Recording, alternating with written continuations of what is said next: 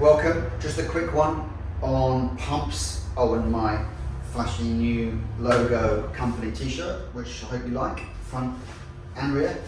So pumps, I've got two. I've had two before. This is an old Lezine, I'm not sure, Sport FD. It's had many years service. Actually going a little bit funny now. It pumps a bit weird. It's not quite as good as it used to be, but it still works. It has this slightly unusual screw-on adapter, which I'm not a big fan of because you have to kind of, it takes quite a bit of effort to screw it on, and you have to line it up just right, just to screw it on. And once it's on, it's great. It's got a very good seal. You can walk away from it and leave it. You don't have to hold anything. That's all good. But it just takes quite a while to get it on and off, and it's a little bit laborious, really. I also have at home a Bontrage Turbo Charger, I think it's called. Very good. It's worked really well. Went a bit weird recently, wasn't pumping properly, took it apart, the O-ring had kind of dried out and deteriorated, so I was lucky enough to find a new one, pop that in, bit of Vaseline, and now it's working perfectly again. So that's good, that's a good pump.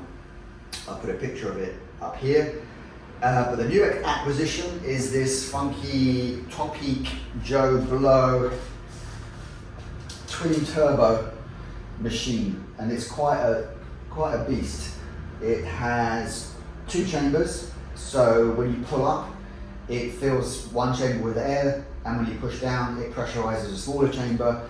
So you're actually getting the best of both worlds, because normally high pressure and high volume are mutually exclusive. But in this case, you kind of have both. So when you're pulling up, it's filling it, and then pushing down, it's pressurizing it. It has a nice big dial. It goes up to 200 PSI or 14 bar. I actually mount my tubs at about it was 160, now I can go even higher just to set them nicely overnight, and I run them at 80, 90 PSI normally.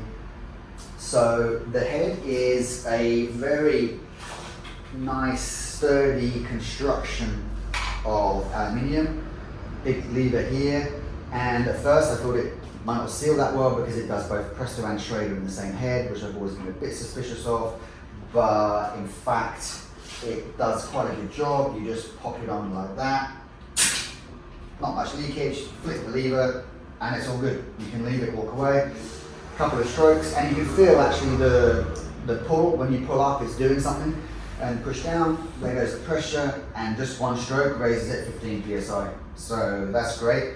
There is a bleed valve here. You can knock out a little bit like that if you want, and off it comes like that, and it sits down here like that.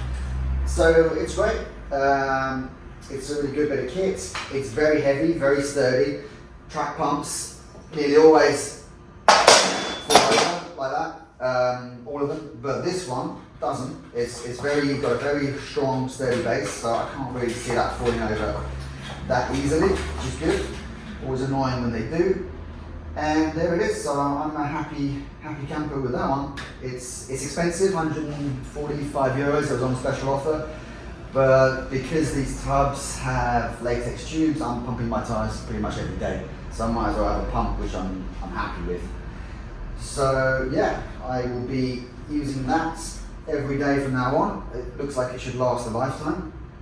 I've only got 4 weeks now before the haute route in the Pyrenees, so I'm a little bit nervous about that. I haven't cycled as much as I should have done, and I need to get in some miles and some climbing before that happens. So see you soon.